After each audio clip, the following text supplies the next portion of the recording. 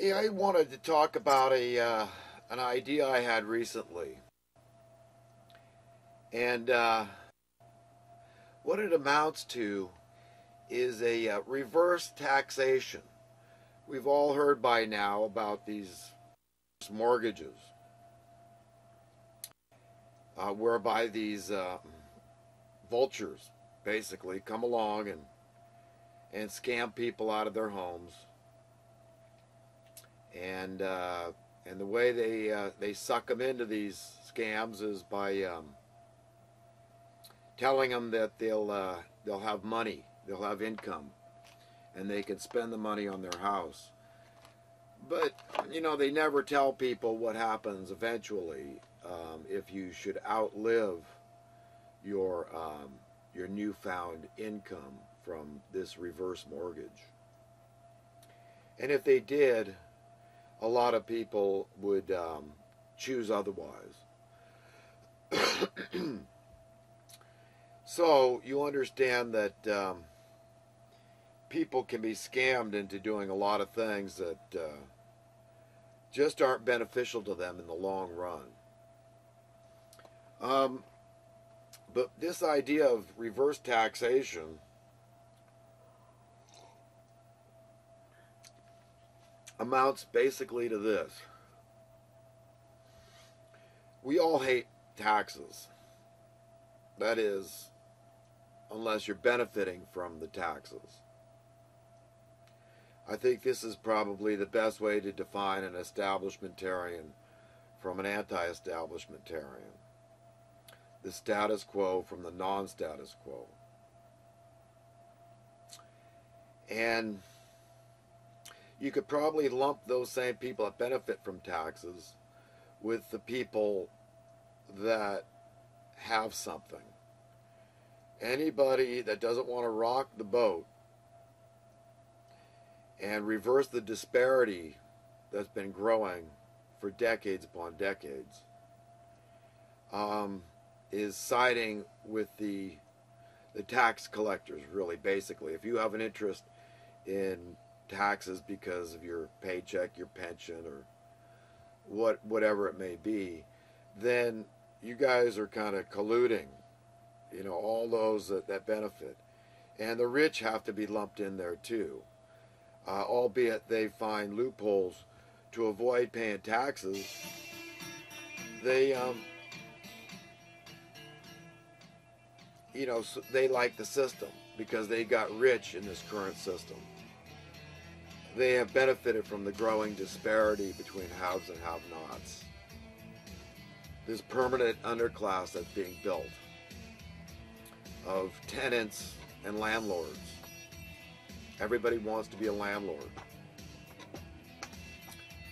So if you want to understand where we're divided as a country here in America, and around the world this is happening too, you can understand.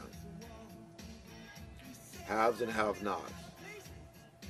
The prosperous from the unprosperous.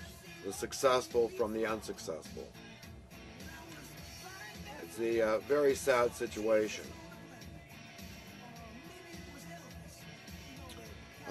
It is not in the interest of those that are prosperous to let the unprosperous get out from under their thumb. And we're under the thumb. All the regular people are under the thumb of those in the power. And they don't have to have a lot of power. They just have to be establishmentarians and have benefited from the system, from the money, that form of power. Well, I'm against taxes, so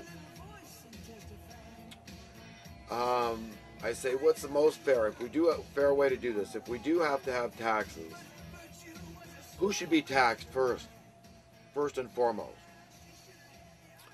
I say we start at the top. And I think we'd have to start with the Rothschild family. I think they're worth trillions upon trillions. And this Federal Reserve group, these bankers, they're all in cahoots. All the top money lovers are these bankers who understand this philosophy of How to best rob a bank is to own a bank. I mean, for crying out loud, they own the copyright to the money. These people are worth as much as they want to be worth. Okay? They could buy anything, anytime, for all their lives, and then they leave it, and their children can enjoy it for all their lives. You know, no end to what they can purchase with their made-up fiat currency. Now, what I would like to ask everybody out there is if they understand that just 100 years ago, let's say, the wealth of this nation and many other nations was far lower than its wealth today. Its wealth today has increased manyfold because of technology, automation, mechanization, state-of-the-art equipment, heavy equipment, state-of-the-art methods for running irrigation, and an endless slew of technological advances that makes our lives much easier. For example, a small team of guys can build a house in a very short period of time today with the equipment we have, the tools. The need for manpower will continue to disintegrate. It's just the nature of the beast, which to me isn't necessarily bad, but we all have to understand the implications here, is that there will be a continually lower need for workers. And what's wrong with that? I mean, can't we all find other things to do with our time? If there's no work, there's no work. If there's work, if we're wanted and needed, that's great, you know. But the point is that the wealth of the nation, the planet, has increased manyfold. But that wealth has not been shared. It's like a rising tide that lifts all ships, but doesn't lift all ships. You know, it won't lift your ship or my ship if our ship's been sabotaged. You understand? That's what oppression is. It's done through poverty. It's done through monetary enslavement, through a double standard, a very hypocritical, very elitist philosophy of don't treat others as you want them to treat you. You know, it's more of a screw somebody before they screw you mentality. And that's what all these many, you know, the small-time elitists and hypocrites out there, the establishmentarians, those that want to protect the status quo, the system, they're all collaborators in this whole thing. You know? And everybody better make sure they search their soul and get on the right side of history. Because the last few warnings are going out there for people to jump ship and say, you know something? Jesus hasn't returned yet. How much faith do I want to have in this system? How much do I want to trust it? Okay, so you understand that the technologies we have today, all these advances, are a result of an accumulation over a long period of time, since the invent of the wheel. And our predecessors have passed along, and they've left these things. They belong to all of us. We can have all the niceties we have today, with one difference, that we serve one another in a 100% voluntary society. This is not illusory. This is not idealism. This is a matter of fact. You can read from great minds like Adam Smith, the economist that devoted his life to understanding these things. If you have a true free market supply and demand system, your cost of living continually declines. That's the natural order, because we consistently supply more than we demand. And that's the state of things today, and exponentially more so, to the nth degree. We have arrived at that point where it's very easy to meet our needs, our basic essential human needs. And beyond that, it's very easy to meet our wants, new automobiles, whatever it may be. Okay, in addition to your house, anything. There's plenty of people that love to do those things. I'm a landscape gardener. I love to do what I do. And I'd love to do it for you if it's on a voluntary basis. So how does that work on a voluntary basis? This is where reverse taxation comes in. When you understand that this planet belongs as much to you as it does to me, as it does to him and her and everybody else. That's not because I say so, but that's by divine right. Nobody really has any more authority over another as a human being. We are all equals. God is the ultimate authority and the only sovereign, the only legitimate authority is God.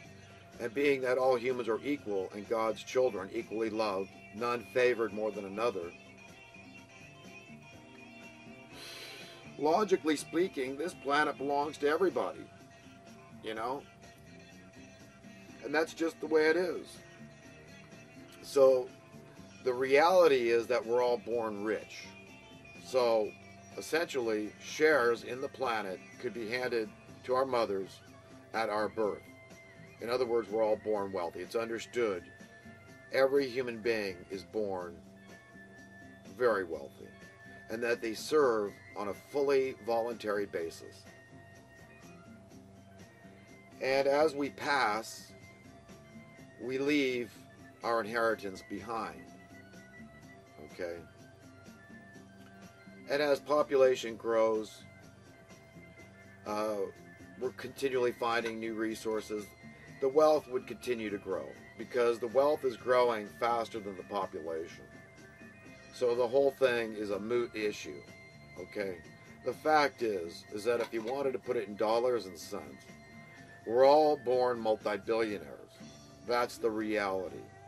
That's the society I want to build. That's the end game. That's the goal, is to live in a society that's fully voluntary. And the only way to have that is for it to be understood at birth that you are extremely wealthy, exceedingly. We all are. It's just the way it is. We have very wealthy parents, God Almighty. And He owns all the real estate in the universe. No end to any of it. And it belongs to us, His children, made in His image and likeness. He's generous. He's not threatened at this idea that we are essentially little gods. He loves us. He wants the best for it. It all makes sense. It's logical. It's reasonable to assume these things. I mean, if an earthly parent, if you can understand your earthly parents want the best for you, how much more the one that owns your soul? You could liken him to a car collector that just can't get enough of collecting beautiful cars. Well, his thing is collecting souls, collecting friends. And he's after you and he's after me. He's after all of us equally. He loves us dearly. He even loves the rotten ones. It's not always easy to understand the mind and heart of God. But if you seek a little bit, He doesn't hide Himself. He reveals His nature and His character. And He will reveal to you the same things that have been revealed to me. It's not difficult to understand these things. They make a lot of sense. So, I keep digressing, but back to the reverse taxation thing. If we just taxed the Rockefeller, or the Rothschild, let's start there, then we would probably all have plenty. Nobody else would need to be taxed. You could leave the mere multi-billionaires like Bill Gates and Warren Buffett alone. They would look like paupers compared to the kind of cash we could get from the Rothschilds, you know, which would take care of all humanity. So this whole thing about taxes is just another scam. It's just another joke, all right?